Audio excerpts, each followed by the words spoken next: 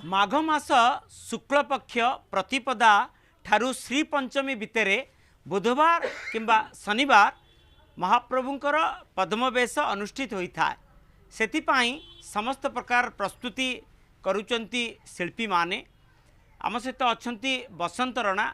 जे कि प्रस्तुत करिचंती पद्मवेश एवं कौन कौन सब पद्मवेश प्रस्तुति करिचंती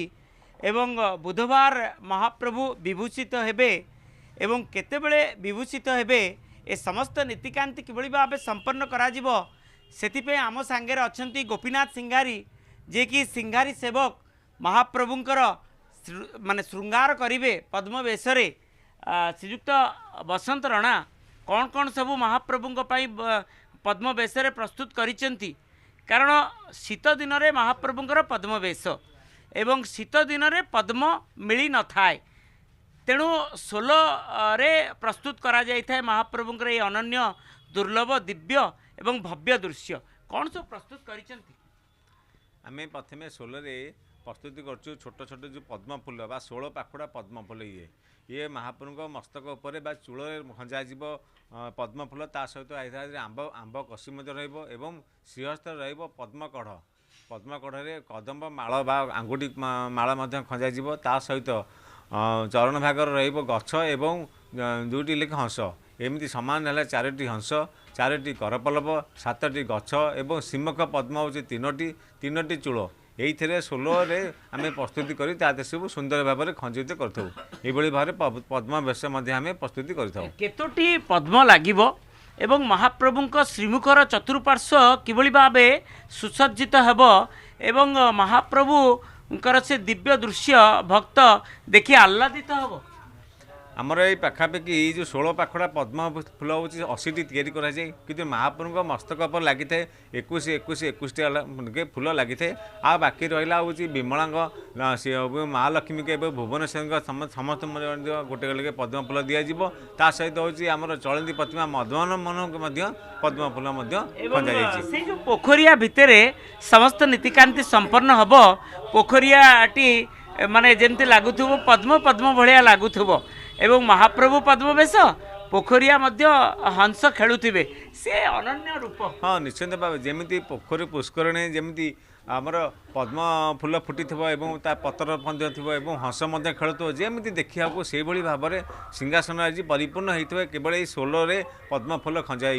जमी देखा जाए महाप्रभु मैंने पोखरी मैंने पद्म फूल भितर महाप्रभु देखा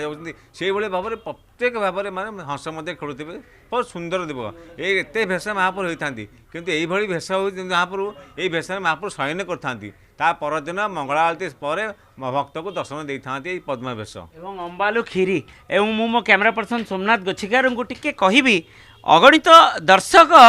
एवं अगणित भक्त कोण अनुकोण रे थिबा भक्त जो माने चर्म चक्षुरे देखि पारंती नाही पद्म वेश को से माने एही स्थान रे मध्य पद्म वेशर जो प्रस्तुति की देखिदेले मन बुझीजिवो एवं मन रे गोटे खुशी एवं आनंद एवं उन्मादना एवं आवेग सृष्टि हेबो एवं आम सहित अछंती गोपीनाथ सिंगारी महोदय। श्रीयुक्त सिंगारी महोदय कहिबे किभଳି भावे महाप्रभु सुसज्जित हेबे एवं आपणकर दायित्व गुरु दायित्व एटा वर्तमान महाप्रभुंकर अन्यान्य भेष सब महाप्रभु संपूर्ण करा जाए ता देहरु एटा चमत्कार भेष है एटा महाप्रभुंकर पद्म भेष एटा भक्त भगवानकर मिलन एटा भक्त तो सदाबले भगवान भक्त है भगवान बड़ आउ मनोहर दास आमर जड़े भक्त सी प्रभुंकर पद्म फूल लगी करके आसते जगन्नाथ मंदिर लगी कर आसते आसला बेलू श्रीमंदिर पौड़ हो गले तेणुक सी बड़छता मठ सिंहद्वार सामने से उपस्थित रहिले पद्म सुंदर बंधा हो रही तापर दिन जो माने पद्म महाप्रभु पाक पठाती बेश हाँपाइका सी पद्म फूल सब माने बौली जाइला कला पड़ जाइला ताकू सेवक मैंने कहले एगुड़ा सब लगे माने ये कले करके माने बहुत दुख लगे से धरिकी आसी पुणी से मठ पाँच पाखे पुणी से पड़ी रही रजा पाखक भगवान स्वप्नादेश है ସ୍ୱପ୍ନ ଦାସ ହେଲା ଭକ୍ତ ଆମର ବହୁତ ଦୂରରୁ ମାନେ ଆସିଛି, ତାର ମନରେ ବହୁତ ଦୁଃଖ, ତା କଥା ବୁଝନ୍ତି। ମହାପ୍ରଭୁ ପଦ୍ମ ବେଶରେ ବିଭୂଷିତ ହେଲେ। ଆପଣ କୁହନ୍ତୁ ଏଇ ଯେଉଁ ଷୋଲ ରେ ପ୍ରସ୍ତୁତ କରାଯାଇଛି ଏ ଯେଉଁ ପଦ୍ମ ବେଶକୁ ଆପଣମାନେ କେଉଁଠି କିଭଳି ଭାବେ ଲଗାଇବେ ମହାପ୍ରଭୁଙ୍କ ଶ୍ରୀମୁଖରେ ଏବଂ ପୁରାପୁରି ମହାପ୍ରଭୁଙ୍କ ଶ୍ରୀଅଙ୍ଗରେ କେମିତି ରହିବ ପୁରା ବେଶ? ଏଇଟା ମହାପ୍ରଭୁଙ୍କର ଏଇଟା ମାନେ ବଡ଼ ଶୃଙ୍ଗାର ବେଶ। ଏଇଟା ମାନେ ସବୁ କେଉଁ ବେଶରେ ମହାପ୍ରଭୁ ବିଶ୍ରାମ କରନ୍ତିନି, ଏ ପଦ୍ମ ବେଶରେ ମହାପ୍ରଭୁ ବିଶ୍ରାମ କରନ୍ତି। ତାଙ୍କର ମୁଖା ବର୍ତ୍ତମାନ ତୁଳସୀ ଦିଆହେଇକିରି ମୁଖା ବନ୍ଧା ହେବ, ମୁଖା ମେନେ, ତାପରେ ଚୂଳ ଆଜ୍ଞା ଲାଗିବ, ଉପରେ ଚୂଳ, ତାପରେ କୁଣ୍ଡଳ ଦୁଇ ସାଇଡ଼ରେ କୁଣ୍ଡଳ, ତାପରେ କରପଲ୍ଲବ, ତାପରେ ଗଛ,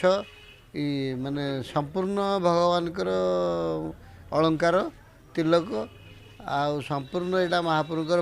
ମାନେ ସବୁ ବେଶ, ସବୁ ଜିନିଷ ଏଇ ବଡ଼ସିଂହାର ବେଶରେ। ଏବଂ କ'ଣ ସବୁ ଭୋଗ ଲାଗିଥାଏ? ଭୋଗ ମହାପ୍ରଭୁଙ୍କର ବେଶ ବଢ଼ି ସାରିଲା ପରେ ଆଉ ସ୍ପେଶାଲ ଭୋଗ ହେଇଥାଏ, ଅମ୍ବାଲୁ ଆଉ କ୍ଷୀରି, ଆଉ ସେଇଟା ପ୍ରସ୍ତୁତ ହେଇକି ସକାଳେ ମଙ୍ଗଳ ଆଳତି ସମୟରେ ମଧ୍ୟ ଦେଖିବାର ସୁଯୋଗ ରହିଛି। ମଙ୍ଗଳ ଆଳତି ସେଇଟା ରାତିରେ ବର୍ତ୍ତମାନ ମହାପ୍ରଭୁ ବିଶ୍ରାମ କରିବେ, ତାପରେ ସକାଳେ ହେଉଛି ଦୁଆର ଖୋଲିଲେ ମଙ୍ଗଳ ଆଳତି ମହାପ୍ରଭୁଙ୍କର ଅନୁଷ୍ଠିତ ହେବ। ଅନୁଷ୍ଠିତ ହେଲା ପରେ 1.5 ଘଣ୍ଟା 2 ଘଣ୍ଟା ପର୍ଯ୍ୟନ୍ତ ମହାପ୍ରଭୁ ଭକ୍ତକୁ ଏହି ପ୍ରକାର ବେଶରେ ଆଜ୍ଞା ଦର୍ଶନ ଦେବେ। ତାପରେ ଅନ୍ୟାନ୍ୟ ନୀତି ସବୁ ନିଶ୍ଚିତ ବୁଧବାର ଅନୁଷ୍ଠିତ ହୋଇଥାଏ ବିଳମ୍ବିତ ରାତ୍ରରେ ମହାପ୍ରଭୁଙ୍କର ପଦ୍ମ ବେଶ ଏବଂ ଯେଉଁ ବେଶରେ ମହାପ୍ରଭୁ ଶୟନ ଯାଇଥାନ୍ତି ଏବଂ ବଡ଼ସିଂହାର ଭୋଗରେ ମହାପ୍ରଭୁଙ୍କର ଅମ୍ବାଲୁ କ୍ଷୀରି ସ୍ୱତନ୍ତ୍ର ଭାବେ ଭୋଗ କରାଯାଇଥାଏ ଏବଂ ସେ ଭୋଗକୁ ମଧ୍ୟ ଅଗଣିତ ଭକ୍ତ ପାଇପାରନ୍ତି ସକାଳ ସମୟରେ ଏବଂ ବିଳମ୍ବିତ ରାତ୍ରରେ ମଧ୍ୟ ପାଇପାରନ୍ତି। କିନ୍ତୁ ବଡ଼ କଥା ହେଉଛି ମହାପ୍ରଭୁ ଯେହେତୁ ଶୟନ ଯାଇଥାନ୍ତି ପଦ୍ମ ବେଶରେ, ତେଣୁ ସକାଳ ସମୟରେ ମଙ୍ଗଳ ଆଳତି ସମୟରେ ମଧ୍ୟ ମହାପ୍ରଭୁଙ୍କର ସେ ଅନନ୍ୟ ଦୁର୍ଲଭ